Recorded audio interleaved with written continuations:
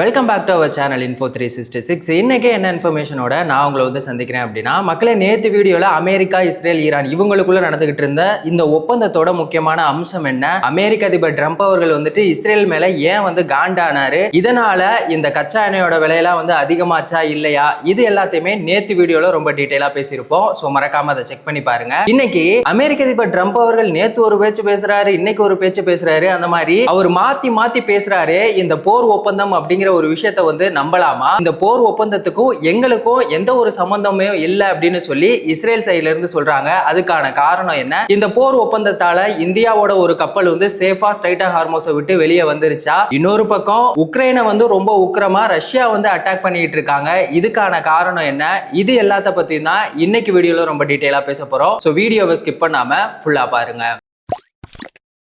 அமெரிக்க அதிபர் ட்ரம்ப் அவர்கள் வந்து என்ன சொன்னாரு, ஈரானோட நாங்க வந்து ரொம்ப சுமூகமா பேச்சுவார்த்தை எல்லாம் முடிஞ்சிருச்சு, இந்த போரை வந்து முடிச்சுக்க போறோம் அப்படின்னு வந்து சொல்லியிருந்தாரு. அது மட்டும் இல்லாம முக்கியமான ஒரு விஷயம், ஸ்ட்ரைட் ஆஃப் ஹார்மோஸ் எல்லாம் நாங்க வந்து ஓபன் பண்ண தான் போறோம், ஆனா அந்த ஈரான் வந்து சுங்க கட்டணம் வந்து இதுக்கப்புறமா வாங்க தேவையில்ல அப்படின்னு நேத்து வந்து சொல்லியிருந்தாரு. ஆனா இன்னைக்கு என்ன சொல்றாரு தெரியுங்களா, ஸ்ட்ரைட் ஆஃப் ஹார்மோஸ் இதுக்கப்புறமா ஈரானுக்கு தான் சொந்தம், அவங்க வந்து என்ன வேணா பண்ணிக்கலாம், அது அவங்களோட ரைட்ஸ் அப்படின்னு வந்து சொல்றாங்க. உடனே ஈரான் என்ன பண்றாங்க, நாங்க வந்து சுங்க கட்டணம் வசூலிக்க போறோம் அப்படின்னு வந்து சொல்லியிருக்காங்க. இந்த ஸ்ட்ரைட் ஹார்மோஸை வந்து ஜூன் 18ஆம் தேதி அந்த வெள்ளிக்கிழமை ஒப்பந்தம் எல்லாம் முடிஞ்சதுக்கு அப்புறமா ஓபன் பண்ண போறேன் அப்படின்னு வந்து சொல்லிட்டாங்க. ஃபர்ஸ்ட் 60 நாளைக்கு வந்து ஃப்ரீ, எந்த ஒரு சுங்க கட்டணமுமே வசூலிக்க போறது இல்லை அப்படின்னு சொல்லி ஈரான் சைட்ல இருந்து வந்து ஓபனாவே சொல்லிட்டாங்க.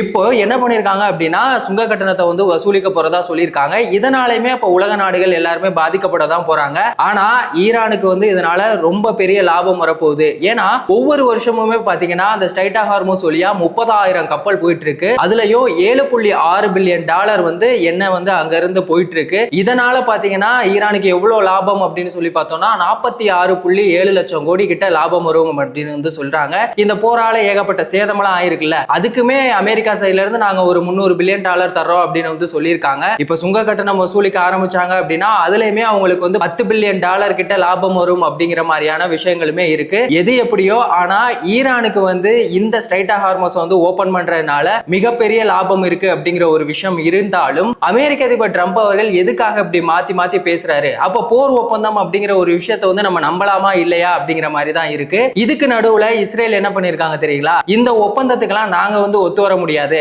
அமெரிக்காவுக்கு எங்களுக்கு எந்த சம்பந்தமும் இல்லை அப்படின்னு வந்து சொல்றாங்க. அது மட்டும் இல்லாம நாங்க வந்து யாருக்குமே அடிமை கிடையாது, அமெரிக்கா சொல்ற எதையுமே வந்து நாங்க கேட்கணும் அப்படிங்கிற அவசியமே இல்லை அப்படின்னு வந்து சொல்றாங்க. ஏன் இந்த அளவுக்கு இஸ்ரேல் இருக்காங்க அப்படின்னா, இஸ்ரேலோட நோக்கம் வந்து லெபனானை ஃபுல்லா அழிச்சு ஒழிக்கணும் அப்படிங்கிறது தான் அவங்களோட டார்கெட்டா இருக்கு. சோ அதனால இந்த போர் ஒப்பந்தம் அப்படிங்கிறதுக்கும் எங்களுக்கும் எந்த ஒரு சம்பந்தமுமே இல்லை அப்படின்னு வந்து சொல்றாங்க. இப்போ போர் அப்படிங்கிறது அமெரிக்கா, இஸ்ரேல், ஈரான் இவங்களுக்குள்ள 3 பேருக்குள்ள நடக்கிற ஒரு விஷயம் தானே. நீங்க 2 பேருமே பேசி ஒரு முடிவுக்கு வந்தா அப்ப நான் என்ன சொம்பையா அப்படிங்கிற மாதிரி தான் இஸ்ரேல் வந்து என்ன பண்ணிருக்காங்க. இதனால வந்து ரொம்பவே காண்டாயிட்டு இருக்காங்க. இன்னொரு பக்கம் ஈரான் வந்து அணு ஆயுதங்கள்லாம் தயாரிக்க மாட்டாங்க அப்படிங்கறத வந்து அமெரிக்கா வேணா நம்பலாம், ஆனா நாங்க வந்து நம்ப மாட்டோம், ஏன்னா அவங்க எப்ப வேணா இந்த அணு ஆயுதங்களை தயாரிச்சு எங்க சோழியை முடிச்சிருவாங்க அப்படிங்கிற பயம் எங்களுக்கு இருக்கு அப்படின்னு சொல்லி என்ன பண்றாங்கன்னா இஸ்ரேலோட சைட்ல இருந்துமே சொல்றாங்க. இஸ்ரேலோட முக்கியமான தலைவர்களுமே என்ன சொல்றாங்கன்னா, இந்த போர் ஒப்பந்தத்துக்கெல்லாம் எங்களுக்கும் சம்பந்தமே இல்லை அப்படிங்கிற மாதிரியான விஷயங்களை பத்தி மட்டும் தான் வந்து பேசிட்டே இருக்காங்க. இன்னொரு பக்கம் ஏமன்ல இருக்க முக்கியமான கிளர்ச்சி படைகளா இருக்கட்டும், இல்ல லெபனான்ல இருக்க ஹெஸ்புல்லா,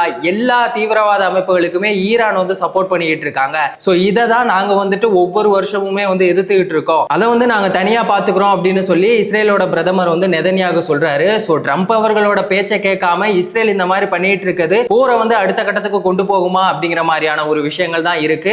யாருக்கு எப்படியோ இதனால இந்தியாவுக்கு ஒரு லாபம் வந்திருக்கு அப்படின்னு தான் வந்து சொல்லணும். இந்த அமெரிக்கா, இஸ்ரேல், ஈரான் இவங்களுக்குள்ள நடந்துகிட்டு இருக்க இந்த பேச்சுவார்த்தை ஒப்பந்தத்தின் மூலமா ரொம்ப நாளா ஸ்ட்ரைட் ஆஃப் ஹார்மோஸ்ல இருந்த ஒரு கப்பலை என்ன பண்ணிருக்காங்கன்னா இப்போ ஸ்ட்ரைட் ஆஃப் ஹார்மோஸை விட்டு ரொம்ப சேஃபா வந்திருக்கு. அந்த கப்பலோட பேர் பாத்தீங்கன்னா திசா. இது 63,270 மெட்ரிக் டன் எரிவாயுவை ஏத்திட்டு ரொம்ப சேஃபா வந்திருக்கு. இது ஜூன் 18ஆம் தேதி குஜராத்தோட துறைமுகத்தை வந்து சேர்ந்துரும் அப்படிங்கிற மாதிரியான விஷயங்களையுமே வந்து சொல்லியிருக்காங்க. இந்த போர் ஒப்பந்தம் அறிவிச்சதுக்கு அப்புறமா ஃபர்ஸ்ட் ரிலீவ் ஆயிருக்க முத கப்பல் நம்ம இந்தியாவோட கப்பல் அப்படின்னு சொல்லிட்டுமே எல்லாருமே சோசியல் மீடியால ஃபயர் விட்டுட்டு இருக்காங்க. அந்த மாதிரியான ஒரு விஷயங்கள் தான் வந்து நடந்துகிட்டு இருக்கு. ஒரு பக்கம் அமெரிக்கா, இஸ்ரேல், ஈரான் இவங்களுக்குள்ள இந்த போர் ஒப்பந்தம் அப்படிங்கிற விஷயங்கள் போயிட்டு இருக்க, இன்னொரு பக்கம் என்ன பண்ணிட்டு இருக்காங்கன்னா ரஷ்யா வந்து உக்ரைனை வந்து ரொம்ப உக்கிரமா தாக்கிட்டு இருக்காங்க. அந்த அளவுக்கு அவங்களுக்கான போர் அப்படிங்கிறது பாத்தீங்கன்னா 4 வருஷம் ஆயுமே இன்னுமே முடியாத ஒரு சிச்சுவேஷன்ல தான் இருக்கு. இப்போ என்ன பண்ணிருக்காங்கன்னா உக்ரைனோட ஒரு முக்கியமான தளத்தை என்ன பண்ணிருக்காங்கன்னா ரஷ்யா ரஷ்யா வந்து அட்டாக் பண்ணியிருக்காங்க. இதுக்காக அவங்க 70 ஏவுகணை,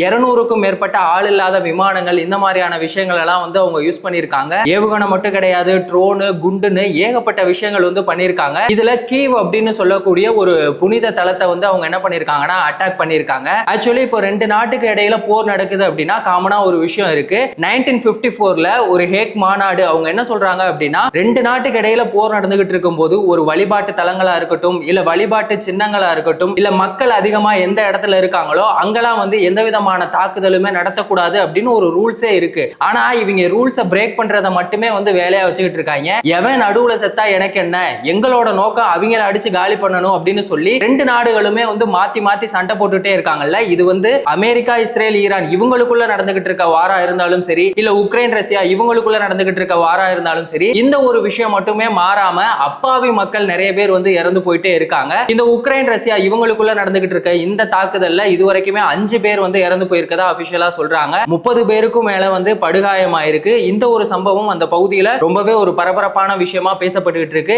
எதுக்காக இந்த மாதிரியான ஒரு புனிதமான தலங்களை அட்டாக் பண்றாங்க தெரியுங்களா? இது வந்து ஒரு மத ரீதியான மோதலா இருக்கணும் அப்படிங்கிற ஒரு விஷயம் இருந்தாலும் இந்த போர் வந்து இன்னும் முடியல, இது வந்து அடுத்த கட்டத்துக்கு இன்னும் தீவிரமா போக போகுது அப்படிங்கிறத அங்க இருக்க மக்கள் கிட்ட ஒரு பயத்தை உண்டாக்குறதுக்காக தான் இந்த மாதிரியான ஒரு கேவலமான வேலையை என்ன பண்ணிட்டு இருக்காங்கன்னா இந்த ரஷ்யா வந்து பண்ணிட்டு இருக்காங்க. உக்ரைன் ரஷ்யா போர் வந்து முடிவுக்கு வர்றதுக்கான வாய்ப்புகளே இல்ல.